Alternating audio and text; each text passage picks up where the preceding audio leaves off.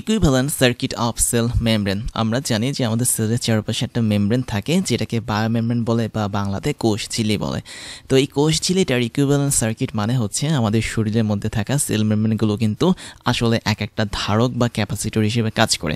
তো সর্বপ্রথম এই ক্যাপাসিটর হিসেবে যে সেল মেমব্রেনটা কাজ করছে এটার ধারণা বের করেন বিজ্ঞানী ফ্রিক এবং বিজ্ঞানী কোল।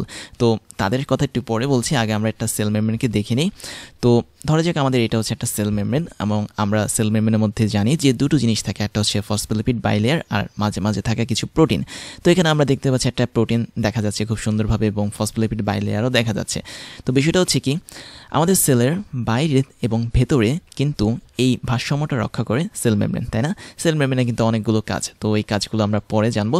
তো আমরা দেখতে পাচ্ছি যে আমাদের সেলের, যদি এটাকে আমি আউটসাইড ধরি তাহলে এটা হচ্ছে আমাদের সেলের বাইরের সাইড, এবং এটাকে যদি আমি ইনসাইড ধরি তার মানে এটা হচ্ছে আমাদের সেলের ভেতরের সাইড। এখন আমাদের সেলের মাঝখানে যে ছোট ছোট এরকম চ্যানেল আছে, চ্যানেলের মাধ্যমে কি হয়, বিভিন্ন ধরনের আয়নগুলো সেলের বাইরে থেকে ভেতরে বা ভেতর থেকে বাইরে চলাচল করে। যেহেতু আয়নগুলো এক জায়গা থেকে আরেক জায়গায় চলাচল করছে এবং এই আয়ন চলাচলের জন্য আমাদের সেলের আউটসাইড এবং ইনসাইডের মাঝে কিছু আয়নের পার্থক্য তৈরি হয়। এই পার্থক্য তৈরি হওয়ার জন্য আমরা বলতে পারি যে সেলের ভেতরটা একটু বেশি পরিমাণে নেগেটিভ, সেলের বাইরেটা হচ্ছে একটু বেশি পরিমাণে পজিটিভ, যেটাকে মেমব্রেন পটেনশিয়াল বলা হয়। তো এই মেমব্রেন পটেনশিয়ালের কারণে আমাদের সেল মেমব্রেনটা একটা ক্যাপাসিটর বা ধারক হিসেবে কাজ করে। তাহলে আমি প্রথমে বলেছিলাম যে বিজ্ঞানী ফ্রিক ছিল একজন এবং বিজ্ঞানী কোল ছিল একজন। তো আমি একটু নামগুলো লিখি, অন্য কালারে লিখি। তো সর্বপ্রথম খুব সম্ভবত এটা হবে হচ্ছে 1937 সালে। তাহলে 1937 সালে সর্বপ্রথম বিজ্ঞানী ফ্রিক, FRICKE, ফ্রিক। তো ফ্রিক কী করেছিলেন, তিনি লোহিত রক্তকণিকা টেস্ট করে দেখেছিলেন। যেহেতু লোহিত রক্তকণিকা আমাদের শরীরের একটা উপাদান, তো তিনি 1937 সালে লোহিত রক্তকণিকা টেস্ট করে দেখেন এবং প্রায় একই সময় আরেকজন বিজ্ঞানী ছিলেন, তিনি ছিলেন কোল। তো এই কোল বিজ্ঞানী তিনি কি করেছিলেন, তিনি সামুদ্রিক অর্চিন নামক একটা নির্দিষ্ট কোষকে নির্ধারণ করেছিলেন। সামুদ্রিক অর্চিন মানে হচ্ছে অর্চিন প্রজাতির একটা জাতি বা একটা প্রাণী। তো তার কোষটা আমি একটু নামটা লিখে ফেলি, আর্চিন। তো আর্চিন প্রাণীর কোষে যখন তিনি পরীক্ষা করেছিলেন, আর ফ্রিক যখন আমাদের লোহিত রক্তকণিকা বা রেড ব্লাড সেলকে যখন পরীক্ষা করেছিলেন, তখন তারা পেয়েছিলেন যে সেল মেমব্রেনগুলো আসলে এক একটা ক্যাপাসিটরের মতো কাজ করে এবং ওনারা এই ক্যাপাসিটরের ধারকের মানও কিন্তু নির্ধারণ করেছিলেন। তো আমাদের এই সেল মেমব্রেনের প্রতি একক ক্ষেত্রফল মানে হচ্ছে কি 1 সেন্টিমিটার স্কোয়ার, মানে খুবই ছোট একটা একক ক্ষেত্রফল। তো প্রতি একক ক্ষেত্রফলে ধারকত্বের যে মান সেটা অনেক কম থাকে, প্রায় 1 মাইক্রোফ্যারাডে থাকে। তাহলে 1 মাইক্রোফ্যারাড পার সেন্টিমিটার হচ্ছে কি আমাদের প্রতি একক ক্ষেত্রফলে কোনো একটা কোষ ঝিল্লি বা সেল মেমব্রেনের ধারকত্বের মান বা ক্যাপাসিট্যান্সের মান। তাহলে আমরা বলতে পারি যে অবশ্যই যেহেতু আমাদের সেল মেমব্রেনটা একটা ক্যাপাসিটর হিসেবে কাজ করছে, তাই এর একটা ইকুইভ্যালেন্ট সার্কিট থাকবে। তো আমরা সেই ইকুইভ্যালেন্ট সার্কিটটা দেখে ফেলি। তাহলে খেয়াল করে দেখো, আমাদের এটা হচ্ছে একটা equivalent circuit of cell membrane, যেখানে বাইরের সাইডে আছে কি এক্সট্রা সেলুলার স্পেস মানে কোষের বাইরের অঞ্চল, আর ভেতরের দিকে আছে কি কোষের ভেতরের অঞ্চল বা ইন্ট্রাসেলুলার স্পেস। তো এই জায়গাটাতে আমরা দেখতে পাচ্ছি একটা ক্যাপাসিটরের ক্যাপাসিট্যান্স দেওয়া। আসলে এই ক্যাপাসিট্যান্সটা হচ্ছে কি টোটাল সেল মেমব্রেনের ক্যাপাসিট্যান্স, বা সেল মেমব্রেন কী পরিমাণ ইলেকট্রিক এনার্জি স্টোর করে রাখতে পারে সেটার পরিমাণটা হচ্ছে কি সিএম। এখন এখানে এই ক্যাপাসিটরের সাথে একটা নির্দিষ্ট রেজিস্টরকে প্যারালালে যুক্ত করা হয়েছে। এর মানে কি, এই রেজিস্টরটা মানে হচ্ছে আমরা কিন্তু একটু আগে দেখেছিলাম যে আমাদের সেলের ভেতর থেকে বাইরে বা বাইরের থেকে ভেতরে কিন্তু আয়নের ফ্লো হয়, তাই না? সেল যে সমস্ত চ্যানেলগুলো আছে প্রোটিনের তৈরি, ওই চ্যানেলগুলো দিয়ে খুব সুন্দরভাবে আয়নের ফ্লোটা হয়। তো আয়নের ফ্লো যেখানে হয় সেখানে কিন্তু আমাদের ইলেকট্রিসিটি তৈরি হয়। এবং তোমাদেরকে হয়তো আমি বলেছিলাম যে যদি কখনো ইলেকট্রনের ফ্লো হয় তাহলে সেটা হচ্ছে কোনো একটা কেবল বা ম্যাটেরিয়ালের মধ্যে দিয়ে বা ইলেকট্রিক্যাল ওয়েতে কারেন্টের ফ্লো হওয়া। আর যদি কখনো আয়ন ফ্লো হয়, এর মানে হচ্ছে এই আয়নটা অবশ্যই আমাদের শরীরের মধ্যে দিয়ে ফ্লো হবে। তাহলে মনে রাখতে হবে, যদি কোনো আমি কেবলের কথা বলি বা যদি কোনো আমি কন্ডাক্টরের কথা বলি, মানে হার্ড কন্ডাক্টর যেমন কপার, এই ধরনের কন্ডাক্টরের কথা যদি আমি বলি, আমি উদাহরণ দিলাম হচ্ছে কপার, তখন আমাদের ওই কপার বা কন্ডাক্টরের মধ্যে দিয়ে কারেন্ট বা ইলেকট্রিসিটি ফ্লো হবে ইলেকট্রনের মাধ্যমে। বাট আমি যদি কোনো একটা হিউম্যান বডির কথা বলি বা কোনো লিভিং অর্গানিজমের কথা বলি, সেখানে আমাদের কারেন্টটা ফ্লো হবে আয়ন ফ্লো এর মাধ্যমে। এবং আয়ন কি আমরা সবাই জানি, আয়ন মানে হচ্ছে হতে পারে সেটা সোডিয়াম আয়ন, হতে পারে সেটা ক্লোরিন আয়ন। এই ধরনের আয়নের ফ্লো এর মাধ্যমে আমাদের হিউম্যান বডি বা যে কোনো লিভিং অর্গানিজমে কারেন্ট প্রবাহিত হয়। তো যেহেতু আমাদের এখানে সেল মেমব্রেনটা হচ্ছে একটা লিভিং অর্গানিজমের অংশ, তাই সেল মেমব্রেনের মধ্যে এই যেরকম কিছু চ্যানেল দেখতে পাচ্ছি আমরা, প্রোটিনের তৈরি চ্যানেল, এই চ্যানেলের মাধ্যমে অবশ্যই আয়নগুলো প্রবাহিত হবে। এবং আয়ন প্রবাহ হলে কি হবে, সেটাকে আমরা ইচ্ছা করলে ইলেকট্রিসিটি বা বিদ্যুতের প্রবাহ ধরতে পারি। যেহেতু আমাদের আয়নটা সেল মেমব্রেন দিয়ে প্রবাহিত হচ্ছে, তাহলে যেখানেই বিদ্যুৎ প্রবাহ হবে সেখানেই একটা রেজিস্ট্যান্সের উপস্থিত থাকবে, কেননা বিদ্যুৎ কখনোই কোনো বাধা ছাড়া কিন্তু প্রবাহিত হতে পারে না, তাই না? আমরা সব জায়গায় দেখেছি বিদ্যুৎ প্রবাহ করলে একটা বাধা চলে আসে। তো সেই বাধাটাকে আমরা এখানে RM হিসেবে প্রকাশ করেছি। এবং এই RM বাধাটা হচ্ছে কি, যখন আমাদের সেল মেমব্রেনের মধ্যে দিয়ে আয়নগুলো পাস হয়, তখন সেই আয়নগুলো পাস হওয়ার সময় যে বাধাটা পায় সেটা। এবং এই বাধাটাকে আমরা ইচ্ছে করলে ক্যাপাসিটরের সাথে প্যারালালে যুক্ত করতে পারি।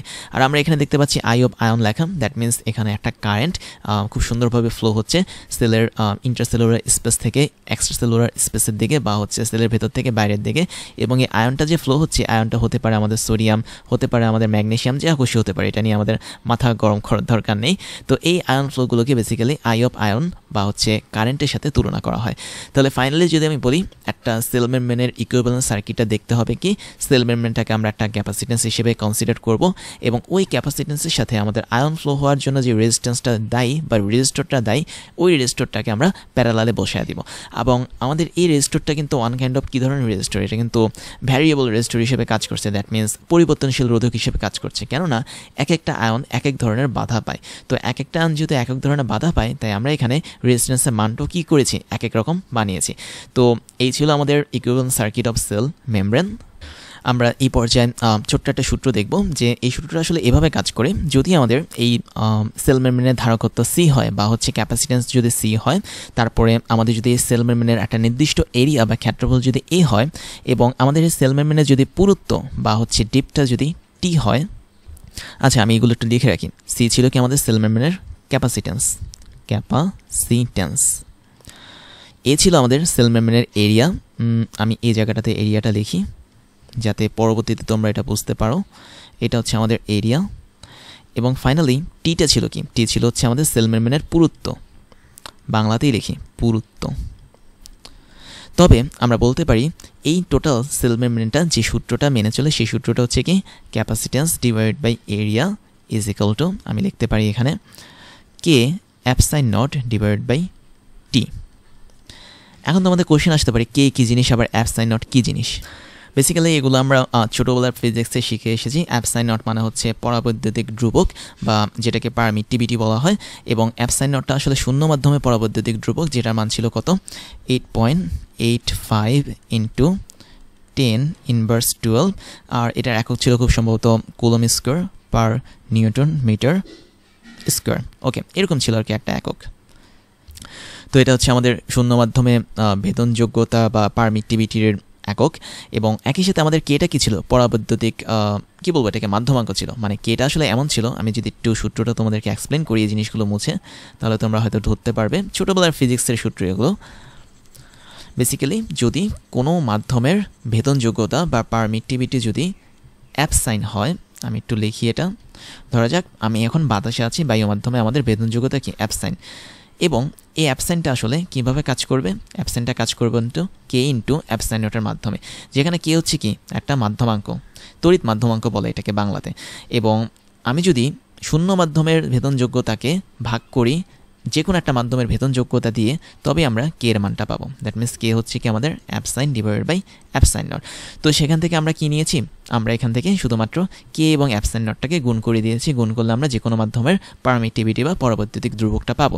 তো বেসিক্যালি এই সূত্রটাকে আমরা ইচ্ছা করলে এভাবেও লিখতে পারি, সি ডিভাইডেড বাই এ লিখে আমরা কে অ্যাপসাইন নটের জায়গায় সরাসরি অ্যাপসাইন বসিয়ে টি বসিয়ে দিতে পারি, যেখানে অ্যাপসাইন হচ্ছে কি যে কোনো একটা মাধ্যমের পরাবৈদ্যুতিক ধ্রুবক।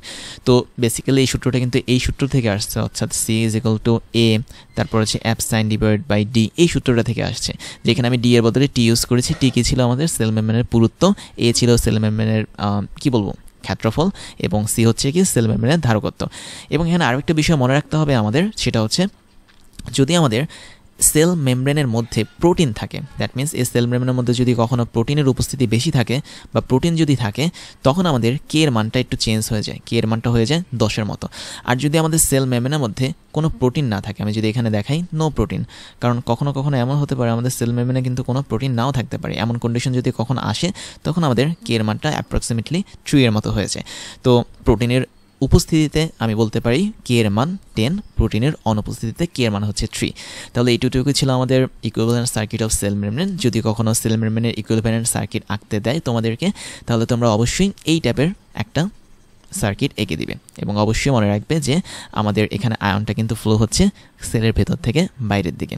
তো এই ছিল আমাদের আজকে যতটুকু আলোচনা। ফাইনালি আমি তোমাদেরকে আমার পরিচয়টা দিয়ে নিই। আমি হচ্ছি ইমতিয়াজ এবং আমি একই সাথে ওয়েডেমি, ক্রাশ ইঞ্জিনিয়ারিং এবং ক্রাশ কোডিংয়ের ফাউন্ডার হিসেবে কাজ করছি, যেখানে ওয়েডেমিতে আমি তোমাদেরকে এখন পড়াচ্ছি, ক্রাশ ইঞ্জিনিয়ারিংয়ে আমি ইঞ্জিনিয়ারিং স্টুডেন্টদেরকে পড়িয়ে থাকি এবং ক্রাশ কোডিংয়ে আমি বিভিন্ন প্রোগ্রামিং ল্যাঙ্গুয়েজ নিয়ে স্টুডেন্টদেরকে পড়িয়ে থাকি। এবং আমি মোটামুটি 10 বছর ধরে টিচিং এক্সপিরিয়েন্সের সাথে যুক্ত এবং এই 10 বছর আমি মোটামুটি অনলাইন এবং অফলাইনে 5 লাখেরও বেশি স্টুডেন্টদেরকে পড়িয়েছি।